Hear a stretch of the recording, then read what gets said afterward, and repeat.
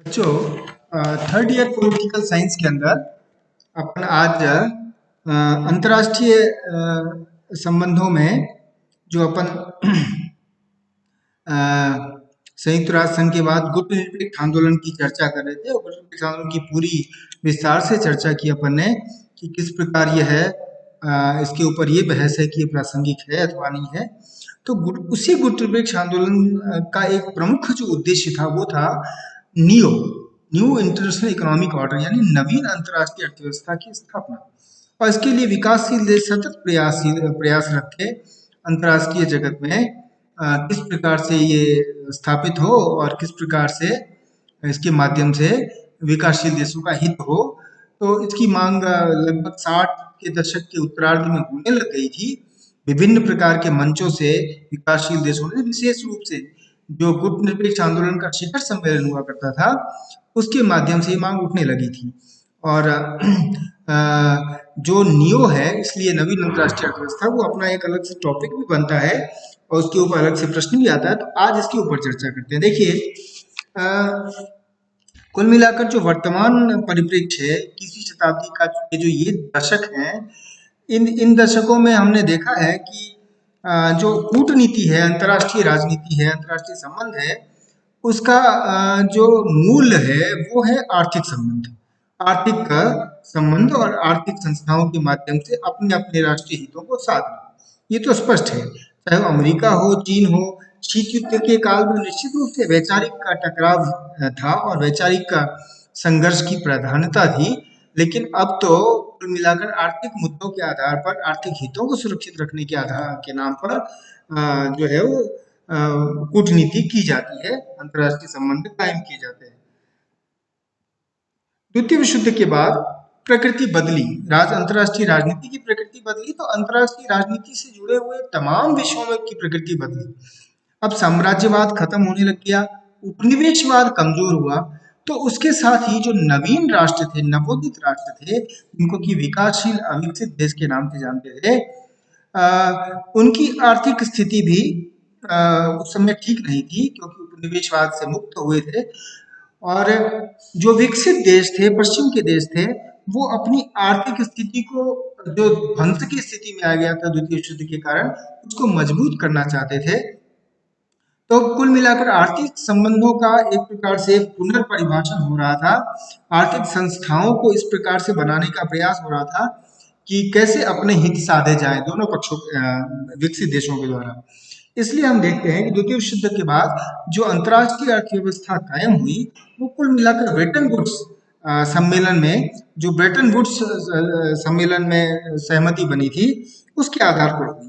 और ये Bretton Woods सम्मेलन ये मूलतः विकसित देशों का एक समूह था, एक सम्मेलन था। हालांकि इसमें कई सारे विकासशील देश भी शामिल हुए थे, लेकिन अंततः हुआ वही जो विकसित देश चाहते थे।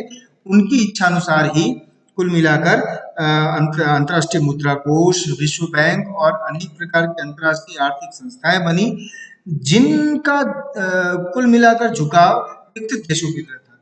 यानी कि इन अंतर्राष्ट्रीय आर्थिक संस्थाओं में निर्णायक भूमिका में विकसित देश थे। तो अंतर्राष्ट्रीय स्तर पर अर्थव्यवस्था ऐसी बनी कि विकसित देशों का होल्ड जो है, ग्रिप जो है, पकड़ बहुत मजबूत हो गई और विकासशील देशों के हितों की अनदेखी की जाने लगी।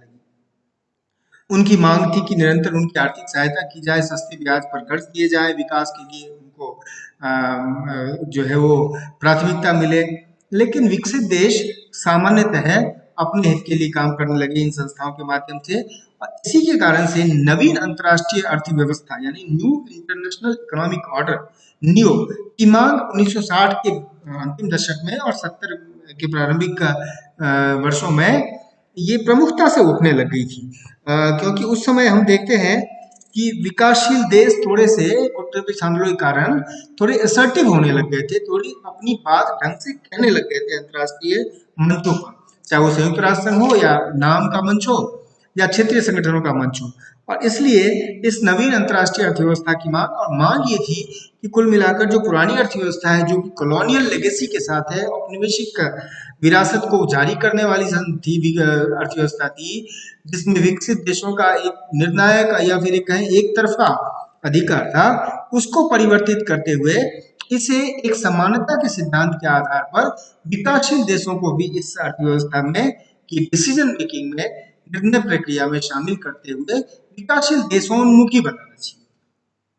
अब नवीन अंतर्राष्ट्रीय अर्थव्यवस्था का अर्थ क्या है, न्यू का अर्थ क्या है? असल में नवीन अंतर्राष्ट्रीय अर्थव्यवस्था की अवधारणा का यह अर्थ है कि जो नवोदित विकासशील देश थे वो पूंजीवादी पश्चिमी देशों और बहुराष्ट्रीय उनके द्वारा संचालित बहुराष्ट्रीय निगमों पर निर्भर न रह जाएं। सिर्फ कच्चे माल की सप्लाई करने वाले और उन विकसित देशों की बने हुए माल का उपभोक्ता के रूप में न रह जाए। इस कारण से क्या हो रहा था कि विकसित देशों का एकाधिकार बढ़ रहा था, सारा का सारा सारी पूंजी वो वहां पर सेंट्रलाइज हो रही थी, केंद्रीकृत हो रही थी पश्चिम के देशों में। और इसलिए तीसरी दुनिया के देशों ने नवीन अंतर्राष्ट्रीय व्यवस्था की मांग की, क्योंकि वो औचित्यपूर्ण हो, न्यायपूर्ण हो, और जब दुनिया के आधे से अधिक कच्चे माल पर, खनिज पदार्थ पर विकासशील देशों का अधिकार था, तो फिर अंतर्राष्ट्रीय आर्थिक संबंधों की व्यवस्था में भी पूरे सिस्टम में उनकी भूमिका भी होनी चाहिए। और इसलिए जो है नवीन अंतर्राष्ट्रीय व्यवस्था की मांग की गई।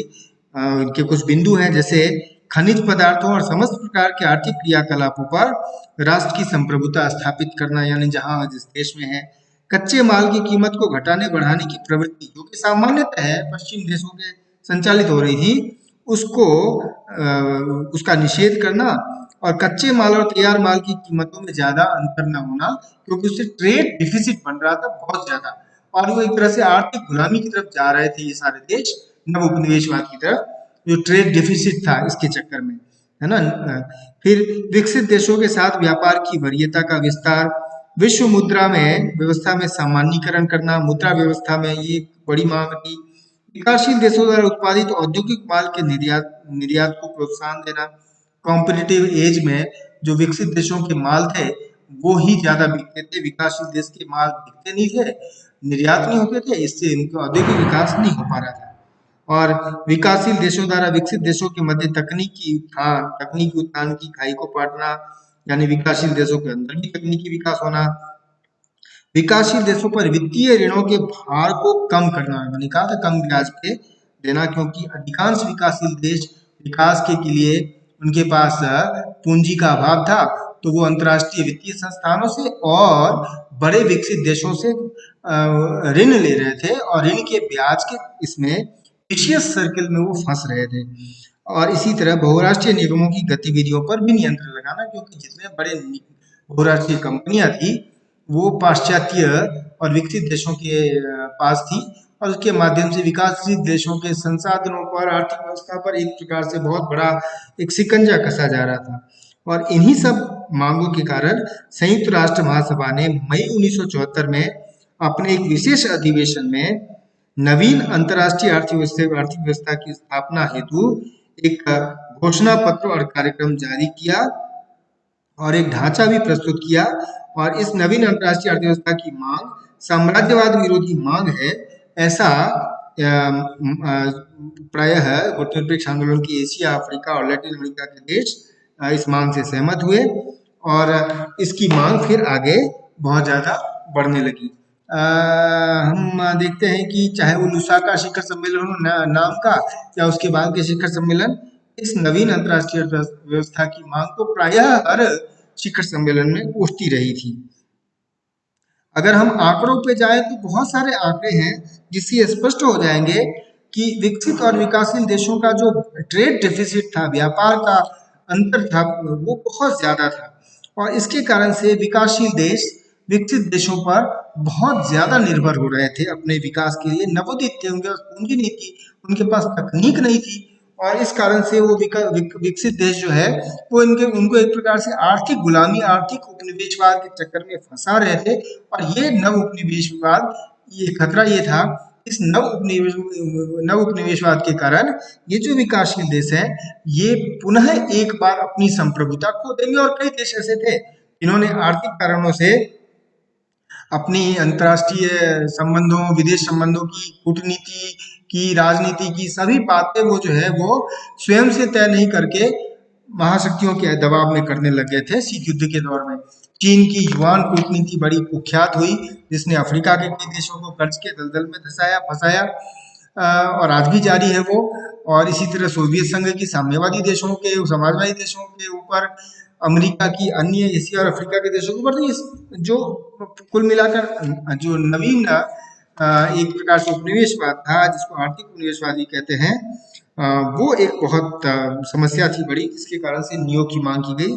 निर्यात नहीं हो पा रहा था, आय के उचित साधन नहीं बन रहे थे इन विकासशील देशों में, यातायात संबंधी समस्याएं थी, ट्रांसपोर्टेशन की समस्याएं बनी हुई थी, ढांचागत विकास नहीं हो रहा था, क्योंकि ढांचागत विकास में विकसित देश बहुत इंटरेस्टेड थे नहीं। तो इस कारण से विकासशील देश जो है वो बहुत ज्यादा एक नवीन अंतर्राष्ट्रीय व्यवस्था के लिए आतुर थे। मैं इसके बारे में और भी आपको अगले व्याख्यान में बताऊंगा, क्योंकि ये इम्पोर्टेंट टॉपिक है समझने के लिए भी, कि कैसे 1995 में विश्व व्यापार संगठन बना, और फिर एक समानता मूलक अंतर्राष्ट्रीय अर्थव्यवस्था की मांग होती रही। हालांकि यह अभी भी पूर्ण रूप से स्थापित नहीं हो पाई।